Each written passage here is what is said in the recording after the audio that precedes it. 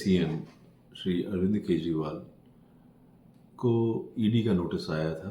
उससे पहले सीबीआई से इंक्वायरी पर बुलाया जा चुका है और इस वक्त जो ईडी का नोटिस था उसे उन्होंने नज़रअंदाज किया।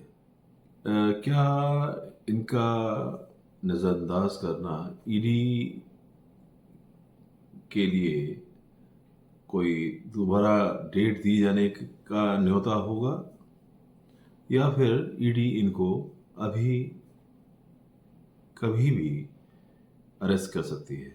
एक अभी मीटिंग हुई है, कैबिनेट मीटिंग, जिसमें अरविंद केजरीवाल ने यह निर्णय लिया कि वो अगर जेल चले जाते हैं तो वे इस्तीफा नहीं देंगे। याद कीजिएगा वह समय जब अन्ना के आंदोलन में इन्होंने ये कहा था कि यदि हमारे एक भी मंत्री के ऊपर कोई दोषारोपण होगा तो उसे इस्तीफा देना पड़ेगा, लेकिन लगता है ऐसा नहीं होने जा रहा है।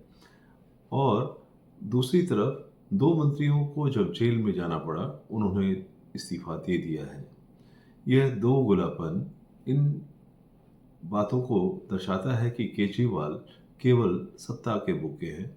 उनको किसी भी तरह से कोई भी कारण हो, उनको सत्ता में बने रहना काफ़ी पसंद आ गया है। उनको आनंद आ रहा है सत्ता भोगने का, लेकिन सत्ता के साथ में जो भ्रष्टाचार के आरोप उन पर लगे हैं उसका जवाब भी वे नहीं दे पाए हैं अभी तक, क्योंकि दो मंत्री के जाने के बाद एक जो खुलासे होते जा रहे हैं, क्योंकि मंत्री अब जेल में हैं, वे किसी अन्य विटनेस को इन्फ्लुएंस नहीं कर सकते हैं।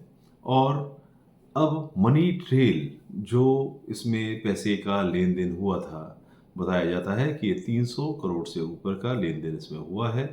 वह पैसा किन किन हाथों से गुजरता हुआ कहाँ कहाँ पहुँचा है, यह भी अब तक ईडी के रिकॉर्ड पर आ चुका है। क्या अब अरविंद केजरीवाल जब जेल में जाएंगे तो किसी को सीएम की कुर्सी की चाबी देकर जाएंगे? क्या वह उनकी पत्नी हो सकती हैं, जैसे कि लालू यादव ने अपनी पत्नी राबड़ी देवी को जेल जाने के बाद में सत्ता की चाबी सौंप दी थी, या फिर और कोई मंत्री जिनको वह विश्वास पात्र समझते हैं वे इनको वो सत्ता की चाबी देंगे? अनुमान लग रहे थे ऐसा कुछ होगा, लेकिन अब बहुत क्लैरिटी आ चुकी है, क्योंकि उन्होंने साफ मना कर दिया है कि वे इस्तीफा नहीं देंगे और यदि उनको अरेस्ट कर लिया गया तो वो जेल से ही अपनी सत्ता चलाएंगे।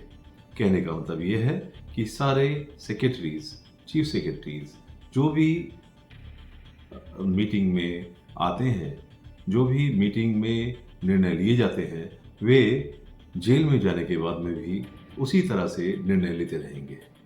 यह एक चेहरा आप पार्टी के, जो उन्होंने एक वादे किए थे, अपने आप को उन्होंने भ्रष्टाचार से अलग एक पार्टी बनाने की बात की थी, भ्रष्टाचार में जो लिप्त लोग थे उन पर उन्होंने शिकंजा कसने की बात की थी, लेकिन आज क्या स्थिति बन गई है कि वे खुद भ्रष्टाचार में लिप्त हैं और कुर्सी भी नहीं छोड़ेंगे।